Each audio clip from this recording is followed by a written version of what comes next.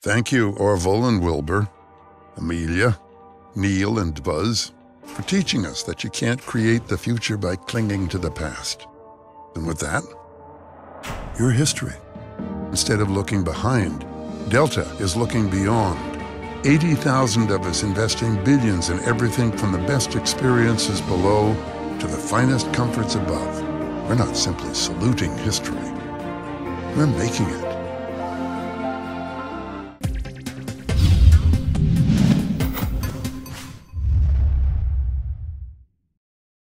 Welcome to Business in Japan TV. Many years ago, there was a phrase, Japan bashing.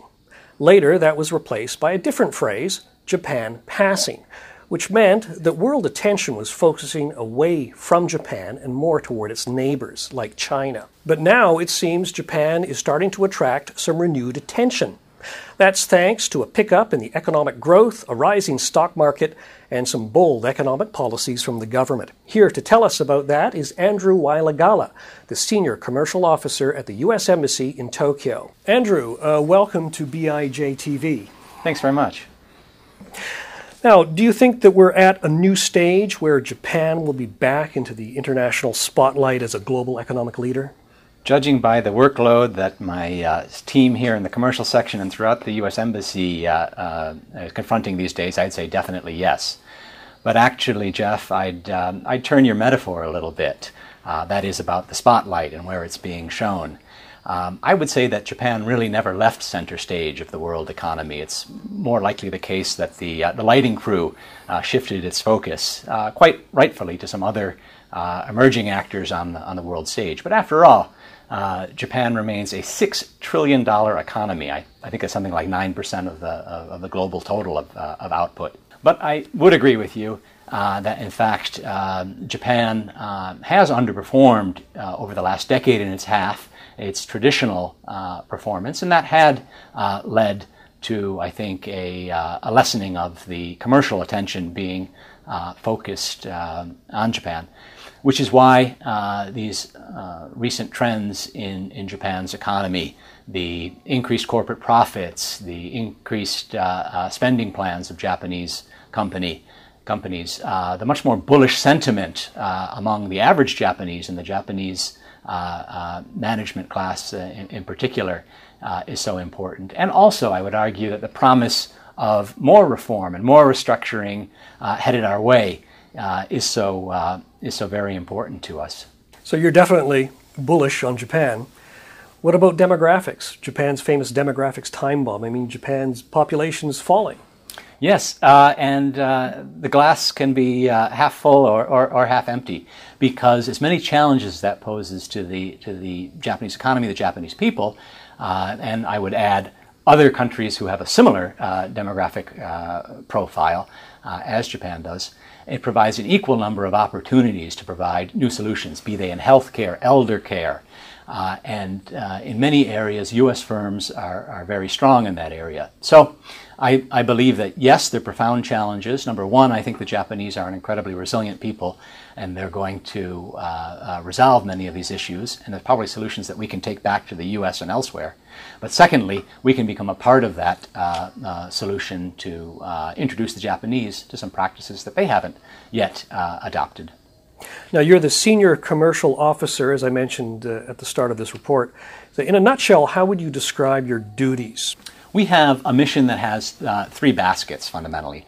One is the promotion of goods and services across the board. I like to say we do soup to nuts in terms of the types of products, except we don't do soup or nuts because we have an agricultural sister agency which covers that area.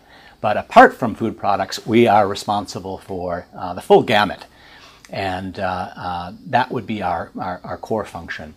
Our secondary function is looking after the interests of U.S. firms overseas writ large. So if a U.S. firm has invested over in Japan or is seeking to do so, first of all, we want to make sure they're playing on a level playing field. They have an opportunity to do business in accord with all our international rules. And then once they're here, if we can find a way to help them grow their business, we're all about doing that.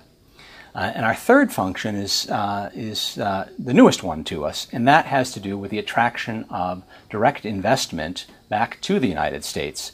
And of course, in this regard, Japan is a tremendously important market.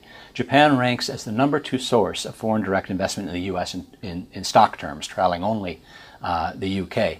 So it's a wonderful opportunity to bring a whole other generation of small and mid-sized Japanese firms, the suppliers to the Japanese majors who have been in the U.S. for years and years.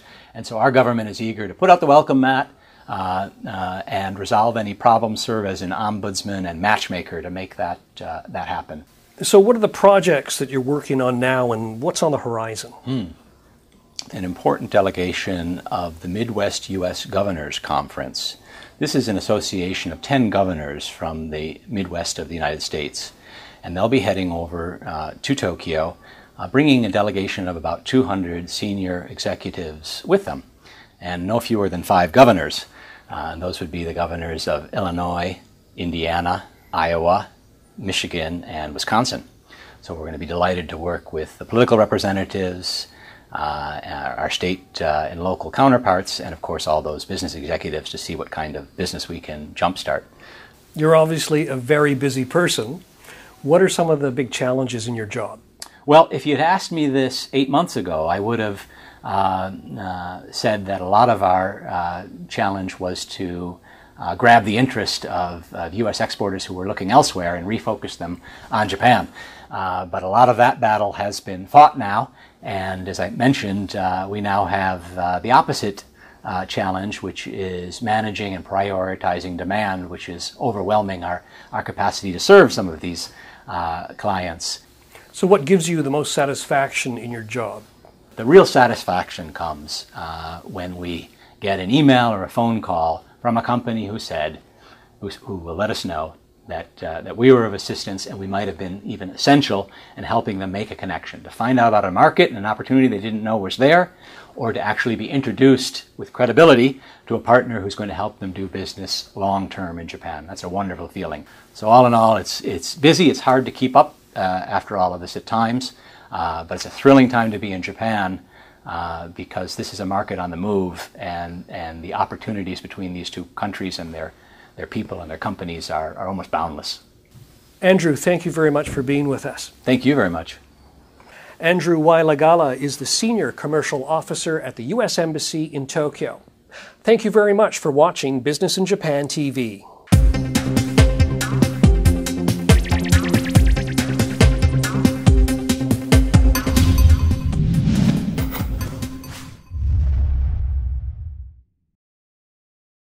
This is the place where excuses are as weak as opinions are strong. In front of this crowd, who isn't motivated to work that much harder? To be the #1 airline means putting ourselves on the line, whether it's investing in LaGuardia as a hub, having the most flights, or offering the most first-class seats. We welcome expectations. Then we take them that much higher.